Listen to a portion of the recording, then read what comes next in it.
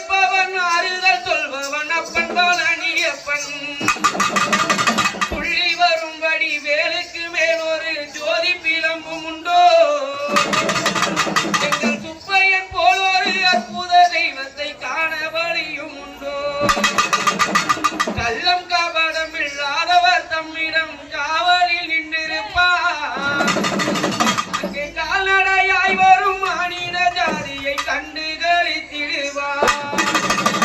தக தககன மயிலேறி திருநடனம் ஆடி வரும் தனிகாச்சல கடவுளே நீ தக தகவன மயிலேறி திருநடனம் ஆடி வரும் தனிகாச்சல கடவுளே